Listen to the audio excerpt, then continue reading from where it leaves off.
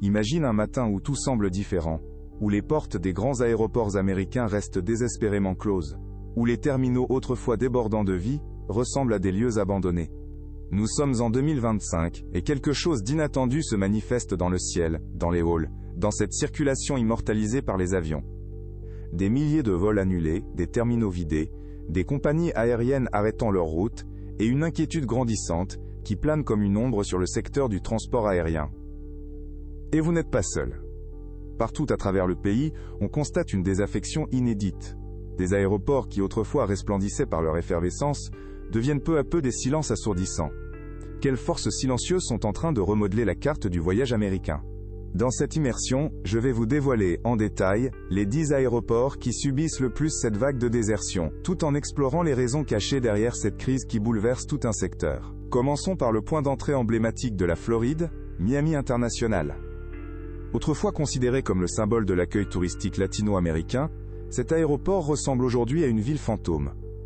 Les terminaux de luxe, qui vibraient autrefois avec la présence de voyageurs venus du Mexique, d'Argentine ou d'Europe, tournent désormais à moins de 40% de leur capacité habituelle. Les boutiques et services à l'intérieur de l'aéroport enregistrent des pertes alarmantes allant jusqu'à 70%, une chute qui n'est pas simplement financière, mais profondément symbolique. Poursuivons notre voyage avec Orlando, autrefois le royaume des familles en route vers Disney ou Universal. En seulement 6 mois cette année, le nombre d'arrivées internationales a chuté de 22%. Les effets en cascade se font sentir partout. Une accumulation de tensions diplomatiques, de préoccupations sécuritaires et d'un changement profond dans la perception globale de la sécurité et de la confiance. Les répercussions économiques sont lourdes, le taux d'occupation des hôtels chute, et les chauffeurs Uber signalent une baisse de près de 35% des courses vers l'aéroport, signe tangible d'une crise saignant l'économie locale. Plus au nord, San Francisco, autrefois symbole de l'innovation et de la connectivité avec l'Asie, connaît un déclin tout aussi inquiétant. La si fameuse Silicon Valley souffre, et le ralentissement des activités technologiques ne fait qu'accentuer cette désaffection. Les images de San Francisco traversées par des manifestations, des scandales liés à la sécurité, et une réputation ternie par la criminalité ou la désorganisation, ont fini par dissuader bon nombre de visiteurs étrangers. Des pertes potentielles de plusieurs millions chaque mois pour les commerces locaux, et une fermeture progressive de boutiques et de services, au sein même de l'aéroport. Et ce n'est pas fini. Le cœur nerveux de cette crise se trouve à New York, l'éternelle vitrine du rêve américain. En 2025, il ne fonctionne plus qu'à 63% de sa capacité.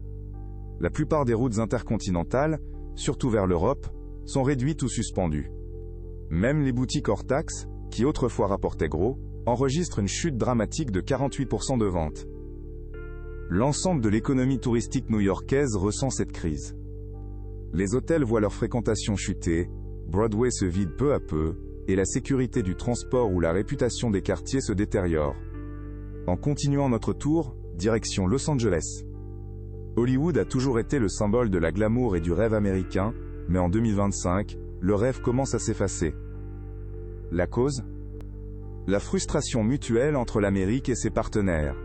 Des délais de visa plus longs, des politiques tarifaires compliquées, un climat politique instable. La magie des boutiques de luxe comme Gucci ou Bulgari est ternie par une chute de plus de 40% des ventes. Et ce qui est valable pour Los Angeles, l'est aussi pour d'autres grands pôles, comme Chicago.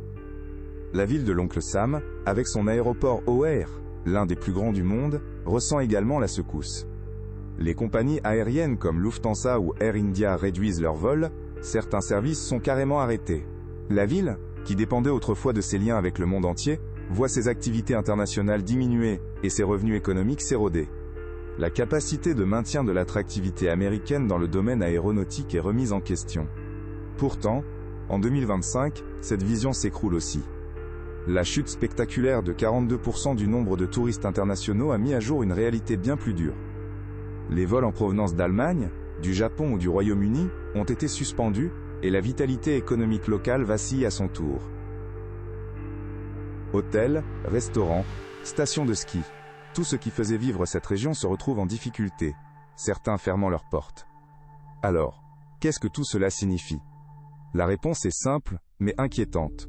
Une crise systémique qui dépasse la simple défection touristique. La confiance s'érode, et chaque terminal désert, chaque vol supprimé, est comme une pièce qui tombe du grand puzzle américain de la mobilité mondiale. Le phénomène dépasse la simple crise du tourisme. Il devient une remise en question de la place des États-Unis sur la scène mondiale, une chute de leur capacité à attirer et à connecter. Les compagnies internationales jonglent avec leurs routes, et des régions entières vivent sous tension, habitées par la peur d'un avenir plus morose. La course à la reprise est lancée, mais pour l'instant le tableau est sombre. Il s'agit d'un réveil brutal, d'un signal d'alerte, qui pourrait bien transformer à jamais la manière dont nous voyageons, dont nous voyons l'Amérique. L'industrie du voyage peut-elle renaître de ses cendres? Ou sommes-nous à l'aube d'une ère où l'Amérique, longtemps considérée comme le centre du monde aérien, risque de céder sa place? Mais surtout, n'oubliez pas, dans chaque crise, il y a une opportunité, et parfois, il faut accepter de regarder l'horizon pour mieux reconstruire.